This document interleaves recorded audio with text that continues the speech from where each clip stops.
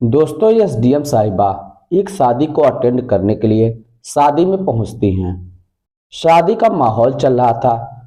लोग एक दूसरे से हंस खिलखिलाकर बातें कर रहे थे। साउंड सिस्टम चल रहा था।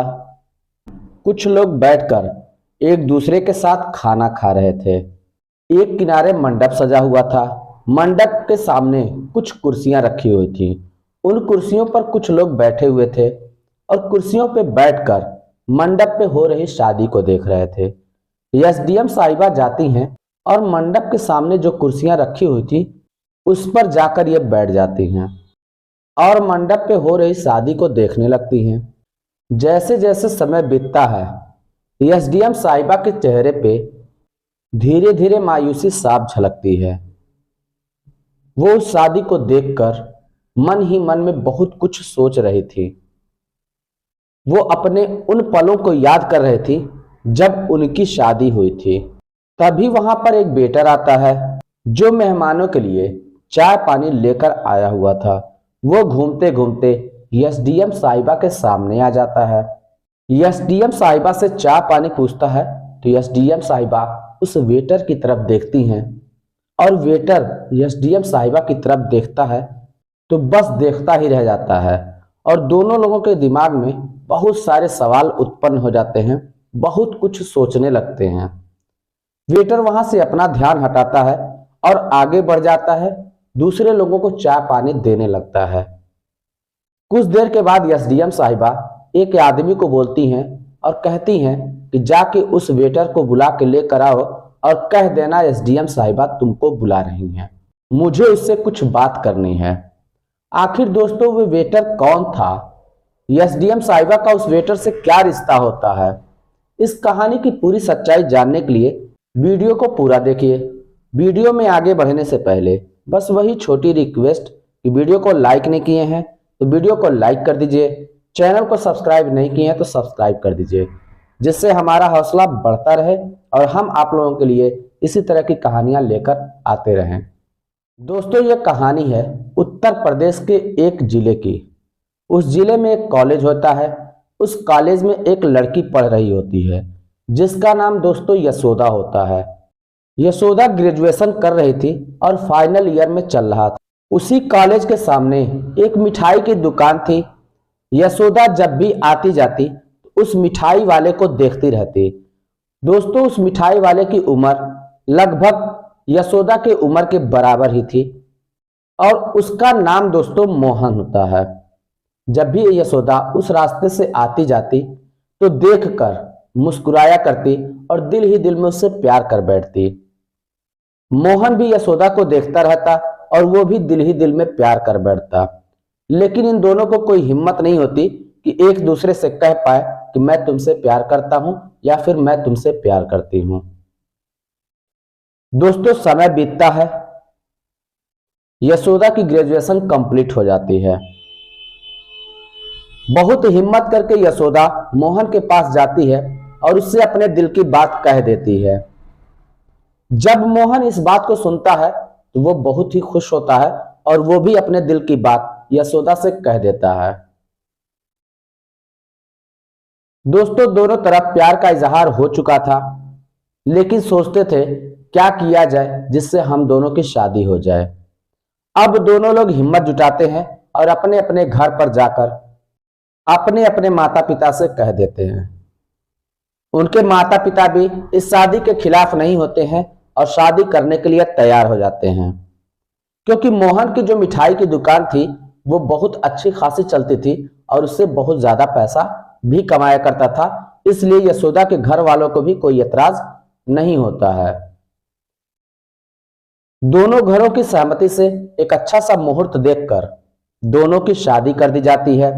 यशोदा अपने मायके से ससुराल चली जाती है और अपने वैवाहिक जीवन को व्यतीत करने लगती है। कुछ समय बीतता है तो यशोदा सोचती है अगर ग्रेजुएशन हमने कर ही लिया है तो क्यों ना मैं आगे की पढ़ाई कर लूं, जिससे मैं कोई अच्छी पोस्ट हासिल कर लूंगी तो मैं भी कहीं पे नौकरी करने लगूंगी। ये बात जाकर वो मोहन से बताती है तो मोहन कहता है देखो, मैं तुमसे दिलो जान से प्यार करता हूं। अगर तुम पढ़ाई करने के लिए चली जाओगी तो फिर हमारे बीच का प्यार है वो कम हो जाएगा। तुम आधा ध्यान मुझ पर दोगी, आधा ध्यान अपनी पढ़ाई पर दोगी। इस बात को सुनकर यशोदा मोहन को समझाती है, कहती है थोड़े समय की बात है, उसके बाद मैं पढ़ाई पूरी करके एक अच्छी सी पोस्ट हासिल कर लोगी, इससे हम ही लोगों का भला होगा, हम ही लोगों का भविष्य सुधरेगा। इस पर मोहन कहता है कि मेरी मिठाई की दुकान तो अच्छी चल ही रही है, मैं उससे इतना अच्छा पैसा भी कमा रहा हूं जिससे हमारा जीवन हंसी खुशी से व्यतीत हो रहा है, अब इससे ज्यादा हमें और क्या चाहिए। इस बात को सुनकर यशोदा शांत हो जाती है और मन ही मन सोचने लगती है, मोहन मुझसे दिलो जान से प्यार करता है, अभी नहीं मान रहा है, मैं बाद में इससे बात करूंगी, कुछ दिनों के बाद ये जरूर मान जाएगा। दोस्तों समय बीतता है, कुछ दिनों के बाद फिर यशोदा मोहन से कहती है कि मुझे पढ़ाई करनी है, मैं इस तरीके से घर गृहस्थी संभालना केवल होता तो फिर मुझे इतना ज्यादा पढ़ने की क्या जरूरत होती। मैं आगे पढ़कर कोई पोस्ट हासिल करना चाहती हूं और अपना नाम आगे करना चाहती हूं। इस बार दोस्तों यशोदा जिद पर अड़ जाती है तो मोहन भी मान जाता है। जब मोहन की अनुमति मिल जाती है तो यशोदा एक कोचिंग सेंटर में अपना नाम लिखवा लेती है और वहीं पे जाकर पढ़ाई करती है, घर पे आकर दिल जान लगाकर पढ़ाई करती है, बहुत अच्छी तरीके से तैयारी कर रही थी। धीरे धीरे समय बीतता है, समय बीतने के साथ साथ मोहन को लगने लगता है कि उसकी पत्नी पढ़ाई लिखाई पर ज्यादा ध्यान दे रही है और उस पर वो कम ध्यान दे रही है। इस बात को सोचकर मोहन एक दिन अपनी पत्नी से कहता है, क्या तुम्हें नहीं लगता कि हमारे बीच का प्यार कम हो रहा है? यशोदा कहती है, हमारे बीच का प्यार कम नहीं हो रहा है, मैं थोड़ा अपनी पढ़ाई पर ज्यादा फोकस कर रही हूं ताकि मैं इस एग्जाम को क्लियर कर जाऊं। इस पर मोहन थोड़ा गर्म हो जाता है और वो गुस्से से बोलने लगता है। इस बात पर यशोदा का भी दिमाग थोड़ा सा खराब हो जाता है और वो भी दो चार जली कटी बातें मोहन को सुना देती है। यशोदा मोहन से कहती है, तुम क्या जानो पढ़ाई का मतलब, तुम तो ज्यादा पढ़े लिखे हो नहीं, इसलिए तुम्हें पढ़ाई के बारे में कुछ भी पता नहीं है, बस तुमको वही लगा है मैं घर गृहस्थी संभालूं, खाना बनाऊं, खाना बना के तुमको खिलाऊं, इससे ज्यादा तुम और कुछ नहीं समझ सकते क्योंकि तुम पढ़े लिखे नहीं हो। इस बात को सुनकर मोहन को गुस्सा आ जाता है और वो अपनी पत्नी यशोदा पर हाथ उठा देता है। जब वो अपनी पत्नी पे हाथ उठाता है तो मोहन के माता पिता तभी वहां पे आ जाते हैं और मोहन को समझाने लगते हैं कि बेटा, बहू घर की इज्जत होती है, बहू पे हाथ इस तरीके से तुम्हें नहीं उठाना चाहिए। यशोदा पे जब मोहन ने हाथ उठाया, ये बात यशोदा को बहुत ही बुरी लगी क्योंकि यशोदा मोहन से दिलो जान से प्यार करते थे और जिंदगी में पहली बार मोहन ने अपनी पत्नी यशोदा के ऊपर हाथ उठाया था। इस बात को वो बर्दाश्त नहीं कर पाती तो वो मन ही मन में विचार बना लेती है कि मैं यहां नहीं रहूंगी, मैं अपने मायके चली जाऊंगी। वो अपना फोन उठाती है और अपने पिताजी के पास फोन कर देती है। उसके पिताजी वहां पे आ जाते हैं। यशोदा अपना सारा सामान पैक करती है और अपने पिताजी के साथ अपने मायके में चली जाती है और वहीं पर रहने लगती है। यशोदा सोचती है कि जब तक वो मुझे बुलाने नहीं आएंगे तब तक मैं नहीं जाऊंगी। इस तरीके से दोस्तों समय बीतता चला जाता है। समय बीतने के साथ साथ मोहन कभी ना फोन करता है ना ही जाता है लेने के लिए। इस बात से यशोदा परेशान हो जाती है और इसी परेशानी के चलते वो कोर्ट में जाकर तलाक के लिए अर्जी दे देती है। जब तलाक के कागज मोहन के घर पे पहुंचता है और उसके माता पिता को इस बात की जानकारी होती है, उसके माता पिता समझाते हैं मोहन को कि बेटा देखो, छोटी छोटी बातों पे इस तरीके से रिश्ते खत्म नहीं किए जाते, तुम जाकर बहू को लेकर आओ। लेकिन मोहन तलाक के कागज को देखकर और भी ज्यादा भड़क गया था और वो तलाक के पेपर पर साइन करके तलाकनामे को भेज देता है। इस तरीके से दोस्तों दोनों का तलाक हो जाता है। इससे यशोदा टूट जाती है और कुछ समय वो अपनी परिस्थितियों से बाहर नहीं निकल पाती। फिर धीरे धीरे वो अपनी परिस्थितियों से बाहर निकलती है और वो ठान लेती है कि मैं कुछ ना कुछ करके ही दिखाऊंगी। कुछ समय के बाद उसके पिताजी बोलते हैं, बेटा जिंदगी बहुत लंबी है, तुम अकेले जिंदगी व्यतीत नहीं कर सकते, तुम्हें शादी कर लेनी चाहिए। यशोदा अपने पिता को समझाती है, पिताजी शादी तो मैंने की थी, लेकिन पढ़ाई लिखाई में उसने मेरा साथ नहीं दिया। इस बात की क्या गारंटी है कि मैं दूसरी जगह शादी करूंगी तो वो मुझे पढ़ने लिखने की आजादी देगा। इसलिए मुझे अभी शादी नहीं करना है जब तक मैं किसी पोस्ट को हासिल नहीं कर लेती।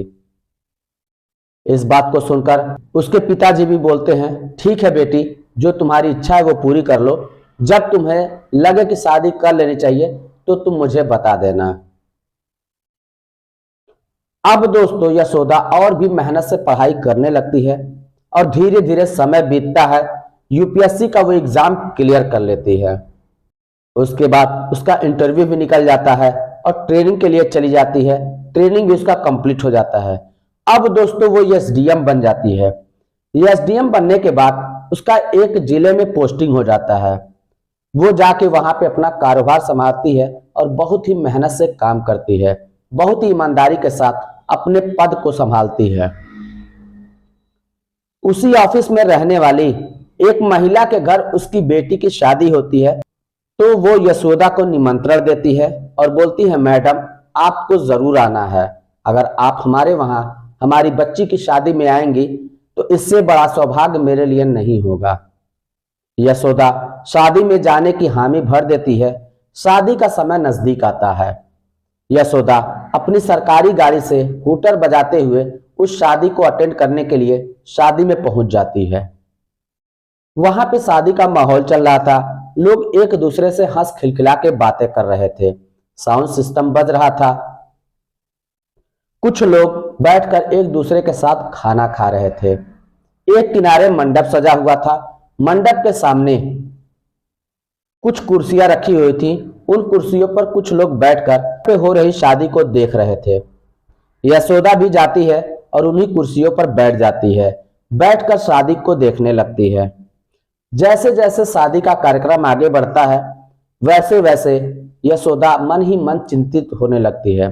मन ही मन बहुत कुछ सोचने लगती है। वो अपने उन पलों को याद करती है जब उसकी शादी मोहन से हुई थी। वो उस समय बहुत ज्यादा खुश थी। वो उन पलों को याद कर अपने आप को मन ही मन में कोसने लगती है। एक पल के लिए शादी का जैसे माहौल ही थम सा गया हो। वो मन में कुछ सोच ही रही थी, तब तक मेहमानों के चाय पानी के लिए एक वेटर आता है और सबसे चाय पानी पूछने लगता है। वो घूमते घूमते यशोदा के सामने आ जाता है और यशोदा से भी पूछता है, मैडम चाय लेंगी या पानी? यशोदा मुंडी ऊपर उठाती है और वेटर की तरफ देखती है। जब वो वेटर को देखती है तो वो हैरान हो जाती है। दोस्तों वो वेटर कोई और नहीं, इसका तलाकशुदा पति मोहन होता है। अब दोनों बहुत कुछ सोचने लगते हैं लेकिन एक दूसरे से कुछ कह नहीं पाते। मोहन फिर वहां से अपना ध्यान हटाता है और वहां से चला जाता है दूसरे लोगों के पास। वहां चाय पानी देने लगता है। इधर यशोदा दिल ही दिल में बहुत ज्यादा पछता रही थी और सोच रही थी कि आखिरकार ऐसा कैसे हो गया। इसकी तो बहुत अच्छी खासी मिठाई की दुकान थी, ये वेटर कैसे बन गया? तरह तरह की बातें इसके दिमाग में चल रही थी और ये अपने आप को कोस रही थी। जब इससे रहा नहीं जा तो ये एक आदमी को बुलाती है और कहती है, उस वेटर को यहाँ पे भेजना और बोल देना एसडीएम साहिबा आपको बुला रही हैं, आपसे कुछ बात करना चाहती हैं। वो आदमी वेटर के पास जाता है और जाके कहता है कि आपको मैडम बुला रही हैं, आपसे कुछ बात करनी है। वेटर यशोदा के पास आता है तो यशोदा उस भीड़ से निकलकर एकांत में चली जाती है जहां पे कोई आता जाता नहीं है। वेटर यानी मोहन यशोदा के पास जाता है और मन में बहुत सारे ख्याल लेकर जाता है, बहुत सारी बातें सोचते हुए जाता है। उसकी आंखों में आंसू आ जाते हैं लेकिन वो अपने आंसुओं को थामता है और यशोदा के पास जाकर बोलता है, बोलो यशोदा तुमने मुझे क्यों बुलाया है?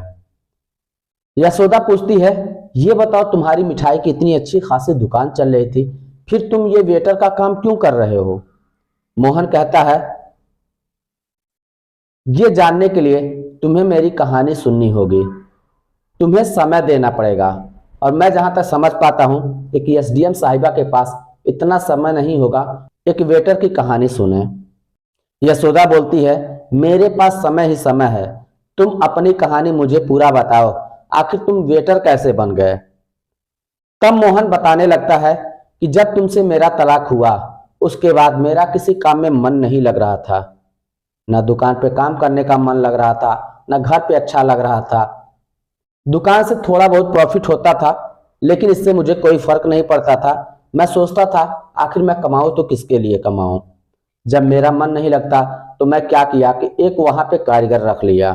कारीगर वहां से जो कुछ भी कमा के देता वो सारे पैसे उठाकर मैं अपने माता पिता को दे देता और बोल देता इतना ही कमाई हुई है, जब ज्यादा कमाई होगी तो फिर मैं आगे दूंगा, अभी ज्यादा कमाई नहीं हो रही है। धीरे धीरे का वक्त गुजरता जाता है और एक दिन अचानक में मेरी दुकान पे छापा पड़ता है फूड डिपार्टमेंट वालों का, क्योंकि जिस कारीगर को हमने रखा था वो मिठाइयों में मिलावट करना शुरू कर दिया था। इस वजह से मेरी दुकान पे ताला लग जाता है, मुझे जेल भी जाना पड़ जाता है। मैं जेल में पहुंच जाता हूं, मेरे माता पिता किसी तरीके से करके मुझे जेल से बाहर निकालते हैं। लेकिन अब मेरे पास इतने पैसे नहीं होते हैं कि मैं अपना बिजनेस फिर से शुरू कर सकूं। अब वहां की जगह और गरीबी मुझे परेशान करने लगी थी। मैं अपने आप को रोक नहीं पाया और मैं वहां से चला आया। इस शहर में जब आया तो मैं नौकरी की तलाश कर रहा था, लेकिन मुझे नौकरी नहीं मिली। वजह यह थी कि मैं ज्यादा पढ़ा लिखा नहीं था। जहां भी जाता था डिग्री की मांग होती थी जो मेरे पास नहीं थी। तो मैं एक होटल पे गया और वहां पे वेटर के लिए बात किया तो वो मालिक मान गया और मुझे वेटर के तौर पर रख लिया। मेरे साथ जो काम करने वाले वेटर हैं वो शादियों में जाया करते हैं और जाके वहां पे काम करते हैं और पैसे मिल जाते हैं उनको। उन्हीं के साथ मैं भी शादियों में जाता हूं, वहां से मुझे अच्छे खासे पैसे मिल जाते हैं और उसी पैसे से मेरे घर का भरण पोषण चल रहा है। इस बात को सुनकर यशोदा रोने लगती है और कहती है इतना सब कुछ हो गया और तुमने मुझे बताया नहीं। खैर छोड़ो ये सारी बातें, अगर एक बात कहूं तो मानोगे। मोहन कहता है कहो क्या कहना चाहती हो। यशोदा बोलती है क्या हम फिर से पति पत्नी की तरह नहीं रह सकते। मोहन कहता है मैंने तो रहने के लिए ही तुमसे विवाह किया था, तुम्ही ने कदर नहीं किया, तो फिर मैं किस तरीके से फिर दोबारा तुम्हारे साथ रहूं। इस बात को सुनकर यशोदा रोने लगती है और मोहन भी रोने लगता है। फिर दोनों एक दूसरे से गले मिलते हैं और गले मिलकर फूट फूट कर रोते हैं। अब जिसके वहां शादी में आए थे वो औरत मैडम के पास आती है और बोलती है मैडम ये क्या हो रहा है। तो एसडीएम साहिबा उसको सारी सच्चाई बता देती हैं। अब इस बात को सुनकर वो औरत भी भावुक हो जाती है। धीरे धीरे बात ये सभी लोगों को पता चल जाती है। शादी का कार्यक्रम खत्म होता है। यशोदा अपने पति को अपनी सरकारी गाड़ी में बिठाकर अपने आवास पर लेकर चली जाती है। वहां पर रात बिताते हैं लोग। रात बिताने के बाद सुबह यशोदा बोलती है कि चलो हम लोग मंदिर में चल के शादी कर लेते हैं। दोनों एक दूसरे के साथ मंदिर में जाते हैं और वहां पे शादी रचा लेते हैं। फिर आकर वो अपने घर वालों को इस बात को बताते हैं तो उनके घर वाले भी बहुत खुश होते हैं, क्योंकि दोनों लोग दूसरी शादी के लिए मना कर चुके थे। तो दोनों लोग यही सोच रहे थे कि ये लोग अपनी जिंदगी कैसे काटेंगे। इस बात से दोस्तों दोनों परिवार में फिर से खुशियां लौट आती हैं और दोनों फिर से पति पत्नी की तरह रहने लगते हैं। यशोदा ने एक दुकान ओपन करा दी थी ताकि मोहन वहां पे रहकर फिर से काम करे। मोहन को यह ना लगे कि वो अपनी पत्नी के कमाई पे पल रहा है। मोहन भी मेहनत करता है और फिर अपनी दुकान को फिर चला लेता है और अच्छे खासे पैसे कमाना शुरू कर देता है। और आज ये लोग अच्छी खासी जिंदगी व्यतीत कर रहे हैं। तो बस दोस्तों आज की कहानी में इतना ही था। उम्मीद करता हूं आपको कहानी अच्छी लगी हो। कहानी थोड़ा सा भी अच्छा लगा हो तो वीडियो को लाइक कर दीजिए। चैनल को सब्सक्राइब नहीं किया तो सब्सक्राइब कर दीजिए, जिससे हमारा हौसला बढ़ता रहे। चलिए फिर मिलते हैं नेक्स्ट वीडियो में। तब तक के लिए जय हिंद।